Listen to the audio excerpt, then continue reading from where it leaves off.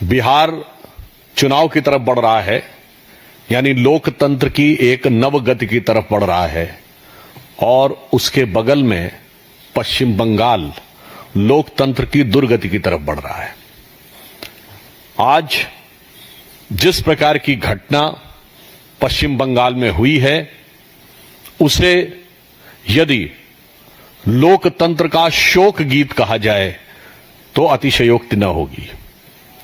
The dastardly incidents which has happened in West Bengal today, if it is said that this is the swan song of democracy, it should not be inappropriate. पश्चिम बंगाल में जब से तृणमूल कांग्रेस की सरकार आई है, हिंसा, मर्यादाओं को ध्वस्त करना, कानून व्यवस्था को ध्वस्त करना एक बहुत सामान्य बात हो गई है। और उसके साथ साथ पश्चिम बंगाल की सरकार और वहां की मुख्यमंत्री ममता बनर्जी जी की असंवेदनशीलता भी अपनी पराकाष्ठा के पार है। आप सभी जानते हैं कि इस समय उत्तरी बंगाल का अधिकांश हिस्सा बाढ़ की त्रासदी को झेल रहा है। दूसरी तरफ पश्चिम बंगाल की मुख्यमंत्री जी का मीडिया में वीडियो अवेलेबल है कि वो कोलकाता में एक उत्सव में नृत्य कर रही हैं। ये दोनों चित्र अपने आप में बहुत हृदय विदारक है। इससे पूर्व भी दुर्गा पूजा के दौरान 12 लोग इलेक्ट्रिसिटी के शॉक से मारे गए, परंतु उसके बावजूद भी सरकार के चेहरे पर शिकन नहीं आई और सारे उत्सवों में सहभागिता यथावत रही। अभी जो स्थिति है उत्तरी बंगाल में 28 लोगों के मृत्यु के समाचार और हजारों लोगों के बेघरबार होने की स्थितियां हैं। एक तरफ भारतीय जनता पार्टी के सभी नेता, सांसद और विधायक उन बाढ़ पीड़ितों की सेवा के लिए अपनी अपनी क्षमता अनुसार जी जान से लगे हुए हैं। प्रधानमंत्री श्री नरेंद्र मोदी जी उस बाढ़ के कार्यों की समीक्षा पूरी संवेदनशीलता और सजगता के साथ कर रहे हैं। दूसरी तरफ तृणमूल कांग्रेस की नेत्री न सिर्फ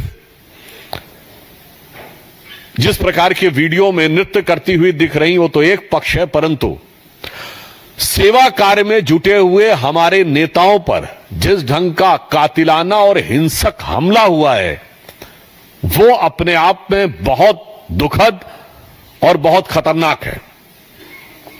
हमारे प्रदेश अध्यक्ष और सांसद श्री शमीक भट्टाचार्य, हमारे विधायक श्री शंकर घोष और ट्राइबल समुदाय से आने वाले हमारे दूसरी बार के सांसद श्री खगेन मुर्मू पर जिस प्रकार का कातिलाना हमला हुआ है, उनका जो रक्त रंजित चेहरा है, मतलब जिसे आप सामान्य भाषा में कहते हैं एकदम खून खच्चर हो जाना, वो अगर आपने देखा होगा तो निश्चित रूप से कोई पत्थर दिल आदमी होगा जिसका कि हृदय न पिघला हो। तो आज हम पश्चिम बंगाल की सरकार से पूछना चाहते हैं कि आपके शासनकाल में यदि सांसद और विधायक भी सुरक्षित नहीं है, उनके ऊपर इस प्रकार का कातिलाना हमला होता है और उसके ऊपर पश्चिम बंगाल की सरकार और इंडी गठबंधन के समस्त नेताओं की चुप्पी लोकतंत्र के लिए बहरा करने वाली चुप्पी है। This is a defining silence for democracy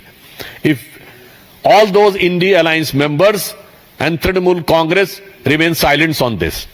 और बड़ी दुखद बात है कि हमारे वरिष्ठ नेता, जो जनजातीय समुदाय और आदिवासी समुदाय के वरिष्ठ नेता हैं वहां, और जो सेवा कार्य में लगे थे, श्री खगेन मुर्मू, उनके ऊपर जिस ढंग का हमला किया गया है, इससे लोकतंत्र और जनप्रतिनिधियों के प्रति कैसी अवमानना और तिरस्कार है, यह तो समझ में आता ही है। परंतु साथ ही साथ जनजातीय समुदाय, ट्राइबल समुदाय के लिए किस प्रकार की अवमानना और तिरस्कार पश्चिम बंगाल की सरकार में है, यह भी समझ में आता है। और यह कोई पहली बार नहीं हुआ है। आपको ध्यान हो, संदेश खाली में उस अत्याचार की शिकार अधिकांश महिलाएं जनजातीय समुदाय से थी और किस निर्लज्जता पूर्वक उनके अपराधी को बचाने का प्रयास किया गया। अभी कुछ दिन पहले का एक वीडियो अवेलेबल है, मैं तो प्रश्न पूछना चाहूंगा। उस वीडियो में दिखता है कि एक जनजातीय कार्यक्रम में ममता बनर्जी जी ग्लव्स पहन के डांस कर रही हैं। तो मैं पूछना चाहता हूं कि आप ये ग्लव्स पहन के डांस क्यों कर रही थी? किस कारण से आपने उन महिलाओं के साथ डांस करते हुए ग्लव्स पहना था? क्या आपके मन में कोई उनके प्रति हेय भाव है जिस कारण से ऐसा किया?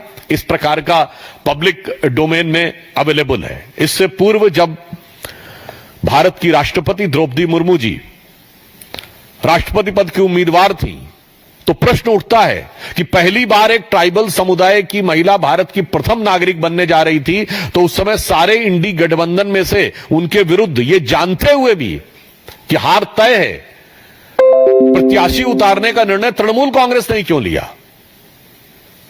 श्री यशवंत सिन्हा जी तृणमूल कांग्रेस के उम्मीदवार थे और आज हमारे जनजातीय समुदाय के वरिष्ठ नेता और दूसरी बार के सांसद, यद्यपि उनके पास सुरक्षा भी थी, उसके बावजूद तृणमूल कांग्रेस के लोगों ने जिस ढंग से हमला करके उनके ऊपर कातिलाना और हिंसक हमला किया है, यह दर्शाता है कि पश्चिम बंगाल का शासन निर्लज्ज और निष्ठुर दोनों हो गया है। और इससे मैं कह सकता हूं कि आप सबने वो अंग्रेजी में कहावत सुनी होगी कि the Rome was burning and the Nero was singing. But here the situation is, the Bengal is drowning and Mamta ji is dancing. ये दोनों पिक्चर्स अवेलेबल है और ये हर भारतीय को, हर बंगाली को हृदय को चीरने वाला है। और मैं विनम्रता से कह सकता हूं कि जिस प्रकार की घटनाएं, हिंसाएं बंगाल में दिखाई पड़ रही हैं, ये श्री अरविंदो का बंगाल नजर नहीं आता है, ये रामकृष्ण परमहंस का बंगाल नजर नहीं आता है, स्वामी विवेकानंद का बंगाल नजर नहीं आता है, गुरुदेव रविंद्रनाथ टैगोर का बंगाल नजर नहीं आता है, ये शाहिद हुसैन सोहरावर्दी का बंगाल नजर आता है। आज जो भी परिस्थितियां हैं उसमें सर्वप्रथम हम जो लोग बाढ़ की विभीषिका को झेल रहे हैं उनके प्रति भारतीय जनता पार्टी के समस्त कार्यकर्ता जो सेवा कर रहे हैं उनके साथ और बाढ़ पीड़ितों के साथ हम संवेदना व्यक्त करना चाहते हैं और लगातार उन सेवा कार्य में जुड़े लोगों के ऊपर हिंसा को बढ़ावा देने और उकसाने के लिए हम इस बात की कठोर भर्त्सना करना चाहते हैं और हम आश्वस्त हैं कि बंगाल की प्रबुद्ध जनता इस समस्त षड्यंत्र और इस समस्त दुरभिसंधि को देख रही है और वो इसका उचित और एप्रोप्रिएट आंसर आगे चुनावों में देगी। और मैं ममता जी को यह भी कहना चाहता हूं, भारतीय जनता पार्टी के कार्यकर्ता और नेता, आपके इस अत्याचार, अनाचार, हिंसा से रुकने वाले या झुकने वाले नहीं हैं।